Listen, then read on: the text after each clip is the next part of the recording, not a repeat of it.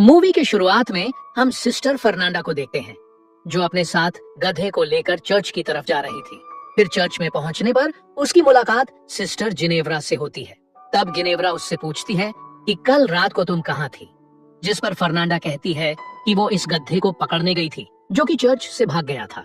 तब जिनेव्रा कहती है कि ये गधा हर रोज भाग कैसे जाता है, और ये दोनों बातचीत कर ही रहे थे कि तभी वहाँ पास से गुजर रहा माली उनको गुड मॉर्निंग कहता है, लेकिन बदले में उसे उन सिस्टर्स से गाली सुननी पड़ती है।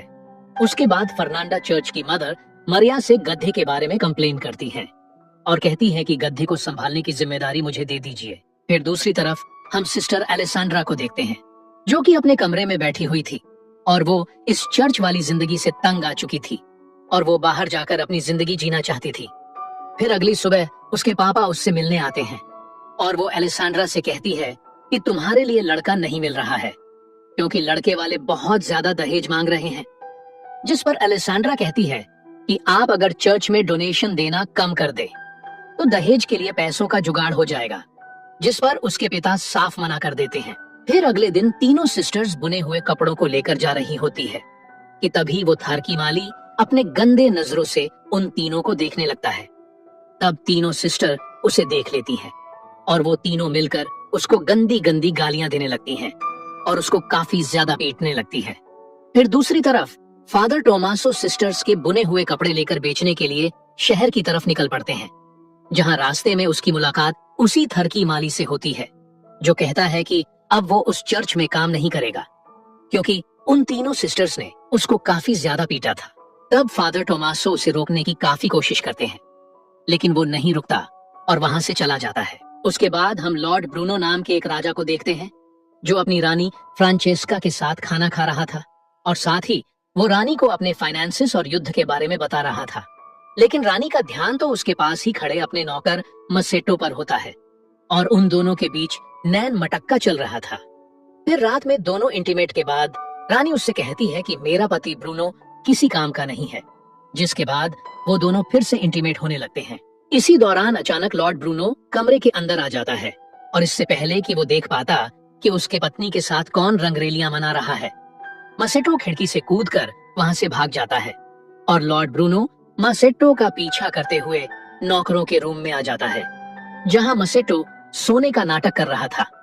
तभी लॉर्ड ब्रूनो सभी नौकरों के छाती पर हाथ रखता है, जिससे उसको पता चल जाता है कि कौन अभी दौड़कर आया है। लेकिन काफी अंधेरा होने के कारण लॉर्ड ब्रूनो उसको पहचान नहीं पाता। तब ब्रूनो उसका चोटी काट लेता है और कहता है कि सुबह होते ही तुम्हारे बोटियां काट कर कुत्तों को खिला दूंगा। अब लॉर्ड ब्रूनो के जाते ही मैसेटो उठता है और अपने सारे साथियों की चोटी काट देता है। फिर अगली सुबह जब ब्रूनो उस गद्दार नौकर को सजा देने के लिए आता है, तब उसको पता चलता है कि उसका चूटिया कट गया है। फिर थोड़ी देर बाद रानी फिर से अपनी हवस बुझाने के लिए मसेटो के पास जाती है, जो कि गार्डन में अपना काम कर रहा था, और वो जबरदस्ती उसके साथ चूमा चाटी करने लगती है। तब ये रोमांटिक नजारा छत पर खड़ा ब्रूनो देख लेता है और वो अपने सैनिकों से कहता है कि उसका गोटियां काटकर मेरे पास ले आओ। फिर मसेटो अपनी जान बचाकर जंगल की तरफ भाग जाता है और जंगल में मसेटो को फादर टोमासो मिलता है, जो कि नशे में धूत होता है और उसकी गाड़ी नदी में पलट चुकी थी। तब मसेटो फादर टोमासो की मदद करता है, जिससे खुश होकर फादर टोमासो उसे अपने साथ चर्च में ले जाता है। तब रास्ते में वो उसे समझाता है कि तुम गूंगे और बहरे होने का नाटक करना, नहीं तो वहाँ की सिस्टर्स तुम्हें बहुत परेशान करेंगी। फिर अगली सुबह वो दोनों चर्च पहुँचते हैं, जहाँ फादर टोमासो मसेटो की मुलाकात मरिया से कराता है और वो मसेटो को यहाँ पर माली की नौकरी दे देती है। फिर अगले दिन मसेटो अपना काम कर रहा था कि तभी वहाँ पर सिस्टर फर्नांडा आ जाती है और मसेटो के ऊपर हथियार टांग कर उससे पूछताछ करने लगती है।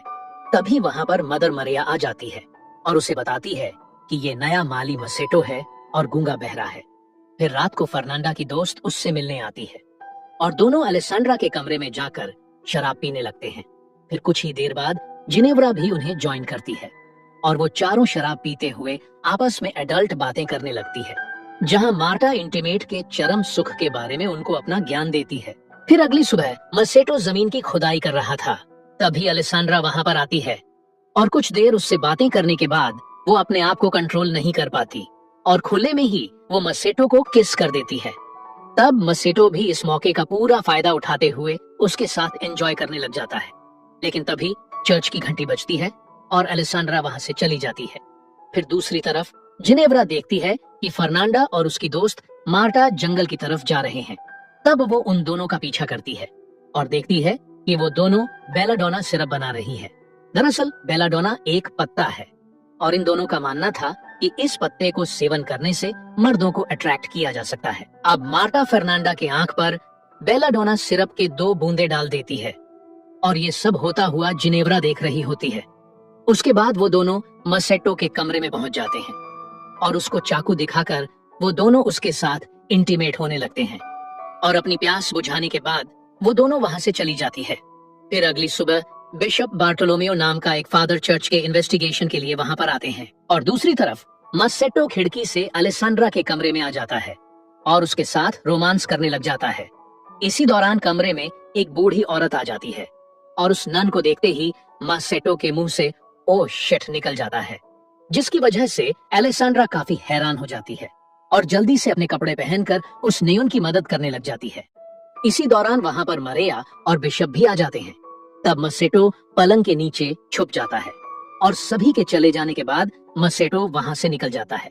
फिर दूसरी तरफ जिनेव्रा भी बेलाडोना बनाने लगती है, लेकिन वो अपने आंखों में डालने की बजाय पी लेती है, जिससे उसका दिमाग घूमने लगता है। और उधर अलेसांड्रा मसेटो के कमरे में जाती है और उससे पूछती है कि उसने झूठ क्यों बोला कि वो गूंगा बहरा है।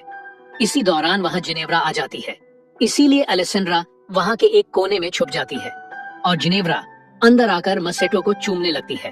पर तभी उसे फर्नांडा के आने की आवाज सुनाई देती है, इसीलिए वो भी एक कोने में जाकर छुपने लगती है, जहां उसकी मुलाकात अलेसांड्रा से होती है और दोनों ही एक दूसरे को देखकर चौंक जाते हैं। फिर कमरे में फर्नांडा आती है और चाकू के नोक पर मसेटो को किडनैप करके जंगल में ले जाती है। तब अलेसांड्रा और जिनेव्रा दोनों उसका पीछा करने लगती हैं और जंगल में पहुंचकर वो दोनों देखती है कि काफी सारी नंगी चुड़ैल आग जलाकर उसके चारों तरफ नाच रहे हैं, जिसे देखकर उन दोनों को पता चल जाता है कि फर्नांडा और मार्टा मसेटो की बलि चढ़ाने वाले हैं और मार्टा मसेटो को मारने ही वाली होती है कि तभी वहां पर जिनेव्रा पहुंच जाती है और उन चुड़ैलों को मारने लगती है। तब मार्टा उसको रोकने की कोशिश करती है, लेकिन जिनेव्रा एक डंडा उठाकर जोर से मार्टा के सर पर मार देती है, जिससे वो बेहोश हो जाती है। और तभी अलेसांड्रा भी आकर मसेटो को मारने से फर्नांडा को रोकती है।